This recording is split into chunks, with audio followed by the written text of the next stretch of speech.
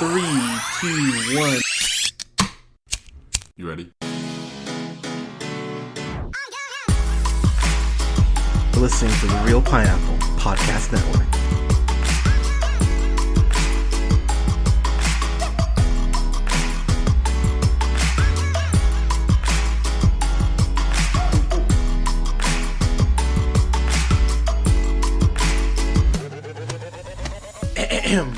Good evening, everybody. Thank you so much for listening. We are the Real Pineapple. This is Hunter here. Hope you're having a great start to your week. Happy Tuesday. So, I'm not going to spend too much time on this review, but by the way, if you have listened to our White Boy Rick review, I apologize for that because I got a tooth filling, and I apologize in part for this review too. I got a tooth filling recently, and still very sore. So if I sound like a cartoon 80s villain while I'm talking, I apologize in advance. It's just it's hurting me a little bit today. But I wanted to get this up for you guys because, you know, we love you guys. But we're talking about a movie here today that I remember I saw the trailer for. I went, that could be interesting. And it is the total opposite of White Boy Rick for me. I think Disobedience is just one of the best films of this year. Pardon me. And it's on Amazon Prime. So you have no reason to not watch it. It is just a genuine masterclass in how you build tension very slowly and deliberately, but while you take on a real world subject and give it gravitas and give it weight. And this is something that you could easily break down and write an essay, multiple essays about. So for those of you who don't know, I grew up in Pismo Beach, California, and I went to church there for years until I was 21, 22, and moved out to Austin, Texas. So this movie hit me pretty hard because the movie does really question not your allegiance, but not just your allegiance, but really how you feel about organized religion in general. So it stars one of my favorite actresses and if she keeps doing stuff like this, soon to be favorite actresses. Rachel Weisz has always been someone who I thought is just so incredibly talented. I don't think she doesn't act very often anymore because, I mean, when you're Mrs. Daniel Craig, you don't have to. But what I've always loved about her is that she's very picky on what she chooses. She doesn't just do stuff for the sake of doing it. She's very deliberate in her roles, and she wants them to mean something. And I think she really took care in the sense of picking this role because she really wanted to portray a woman who was not just broken because of losing her father, but because of a community that flat out, when it gets right down to it, disowned her. And as someone who has who has a good amount of friends who are bi or gay or trans, or just friends in the LGBT community, and someone who's often shocked when people ask, like, "Oh, like you're not gay?" And it's like, "No, really? Yeah, that's shocking." But what I found interesting about this movie is that it doesn't really come right out and go organized religion is bad, but it does really point out how a lot of people do use organized religion to go ahead and justify their hatred or their lack of acceptance towards something. And you could sub this in for race, you could sub this in for class, but the route that's taken here is for organized religion. And I think what's so fascinating about that is that, especially in the political climate that we're in, you you can really draw the parallels to Trump, to Rachel Weisz's father in here. So the movie starts off, so I'm not spoiling anything here. Ronit, who's Rachel Weisz's character, the movie opens up with her father, who's a rabbi, having a heart attack, and it's pretty crazy. He's up there just preaching and reading, and before you know it, boom, just heart attack. It was really crazy way to open the movie, but Rachel Weisz's character, Ronit, she has been living in New York. I believe they say for about 10 years, I think.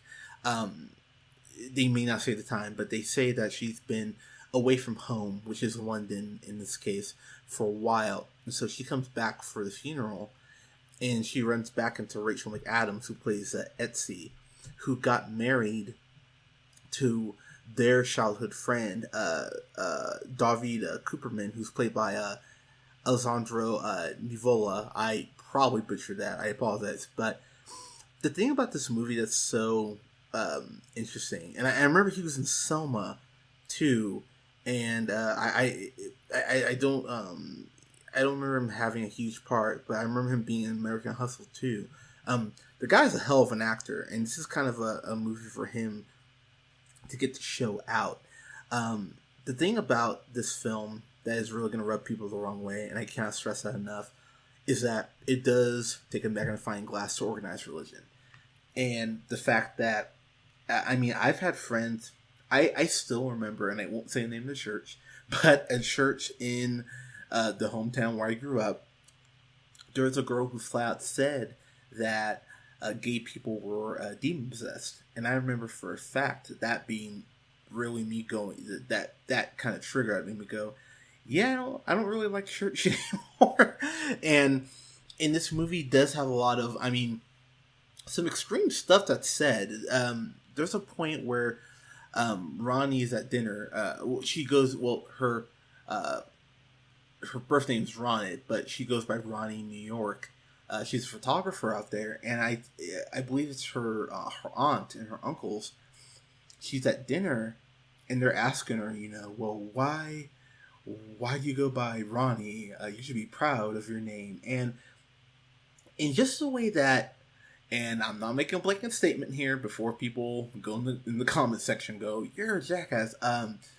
But how a lot of people that I've grown up with and have seen on the outside looking in, religious people do really go, this is the way it's supposed to be. This is how it's written in the Bible. This is how it's written in the Quran. I mean, you can sub in your own religion for it, but this is the way things are. And they even tell her that, oh, you're out in New York taking photographs and kind of living this wild lifestyle, but you're supposed to settle down with a man and have kids, and that's the way it's supposed to be. And I think it's about 45 minutes in. The movie is very much a slow burn. And I think that if there is, and I don't even consider it a complaint, I think some people would just kind of be turned off by that. It's a solid probably 45 minutes of it laying the foundation, but then what you get for sitting there and absorbing the atmosphere and paying attention to how it sets up the players and everything, I think it more than rewards you for taking your time with it, and really absorbing it. But one of the first things that Ronnie says is, well, in this moment goes, oh, well, is that how it's supposed to be? Or is that how the institution wants it to be? And that itself is such a question that you can break down as far as, oh, is being married, popping out a couple kids, is that what women are supposed to do? I don't think so. I think what's interesting that the movie points out is how society in general really does make women feel lesser than who don't have kids. I mean, I have friends that say, I don't want to have kids. I want to focus on me and my career, or my husband, or my wife, or whatever, fill in the blank. And how society really does put women through the ringer, not just for how they look, but how they should present themselves, but also how they should act and kind of their quote unquote their role. And I love seeing how Ronnie is really just telling them basically in the nicest way to fuck off because she's living her best life and how she doesn't have to listen to anybody. And that alone will create conflict because if there's one thing you can't say about religion doesn't like, religions in general don't like when you rock the boat. And there's a lot of boat rocking in this movie between Ronnie and Etsy.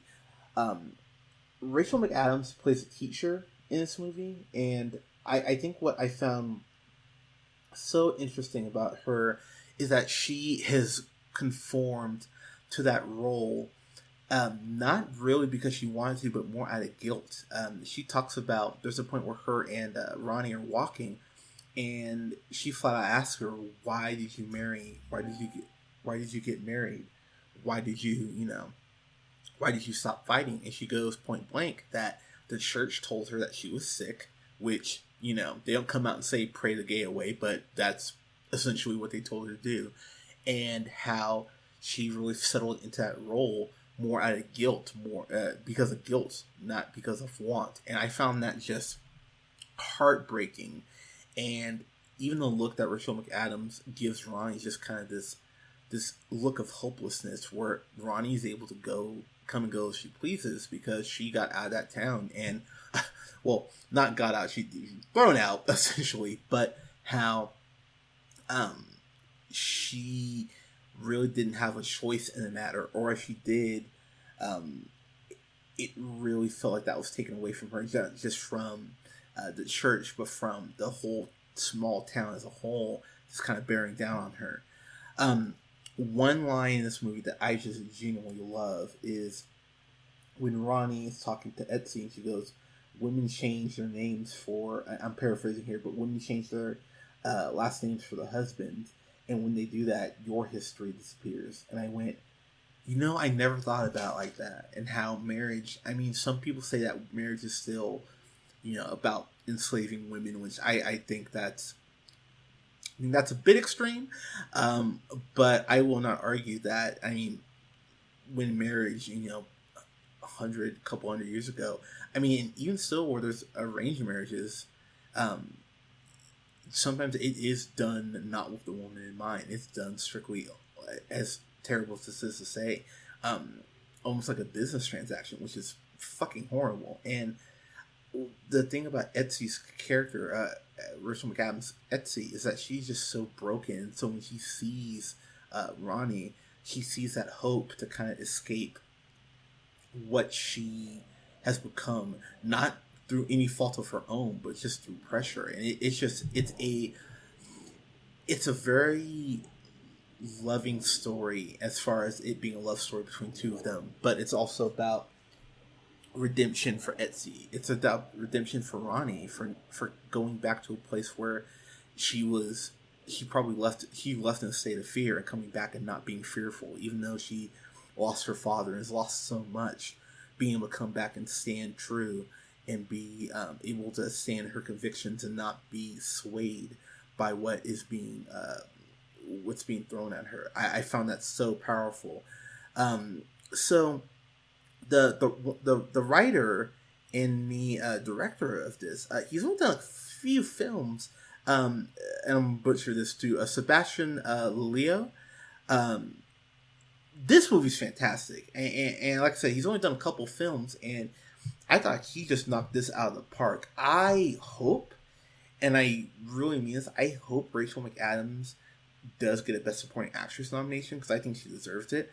I think you can make a case also for Rachel Weisz for getting a Best Supporting or for getting a Best Actress nomination. I don't know who would get top billing. I would assume Rachel Weisz, but just kind of going through some of the things here that just that just really shook me. I told you a couple lines already, but there is a love scene in here between Rachel McAdams and oh my god, why am I blanking on her name? And Rachel Weisz. And what I will say about it is, obviously seeing two girls kiss, not the worst thing in the world, but what I found nice about it is that it wasn't over sexualized. Well, take something like Blue's the Warmest Color. I think it's a really good romantic movie. I think it's done very well, but I will be the first to admit I thought the sex scenes in that did get to a point where it wasn't about the story. It was more spectacle, if that makes sense. And I think that kind of in itself took away from the movie. There's only really one love scene between the two of them. It's not super graphic. It's definitely intense, but it came across way more tasteful than something like Blue's the Warmest Color, which I did appreciate. And so it almost enhanced the movie for me because I kind of was sitting there going, "Oh, here we go," and they really did kind of take the high road with it, and then trivialize it, and then make it feel like a gimmick, which in this day and age, I think with one of these movies is way harder to do, which it shouldn't be, but I think it is. What I will say in closing, like I said, the first 45 minutes, it is definitely groundwork. It's a little slow, but it kind of needs to be for how dense of a subject this movie is taking on. So I think the movie should really be praised for that. I think these two women, because while the rabbi's in there, this really is almost a two-woman play between Rachel Weisz and Rachel McAdams. I think they just stepped up and just knocked this out of the park and really brought the director's vision to life. And this is something that you really can debate as far as how much pressure does religion put on people along, and really where someone's breaking point can be as far as them trying to just live their lives and live with the guilt that a lot of churches do put on people. As far as a grade, I'm going to give this a solid A. I do reserve the right to change my grade. I think this will end up on my best, not my worst stuff, on my best stuff. I really enjoyed the hell out of this. I think Rachel McAdams really showed out. I think Rachel Weisz also just shows, hey, just because I don't act a lot doesn't mean I still can't. And this is something I would definitely tell people, just as far as taking something slow and really being able to dig into the characters that you're trying to portray. This is a movie that shows you how to do that. And absolute thumbs up to both these women who really went all out for this movie and didn't hold anything back. So, guys, have you seen Disobedience? Let us know what you thought in the comments below. You can follow us on iTunes, SoundCloud, and Google Play Music at The Real Pineapple. Go ahead and give us a star rating. Hopefully you give us 5 stars. Let us know what you like about the podcast, what you don't like. Love to hear from you guys. You can like us on Facebook at The Real Pineapple. You can follow yours truly on the Twitter at JHunterRealPineapple. You can follow our bud Scott on Twitter at NearmanTheFirst. And you can follow Colin on Twitter at Real O'Neill. Guys, thank you so much for listening. We'll have a review up this weekend for A House with a Clock in the Walls, and we'll have a review up as well for the Captain Marvel trailer I dropped today. I'm definitely gonna be watching that a couple more times. I've probably watched it 10 times already, but I'll just say I'm excited for that movie. But guys, thank you so much for listening. We'll talk to you soon. Take care.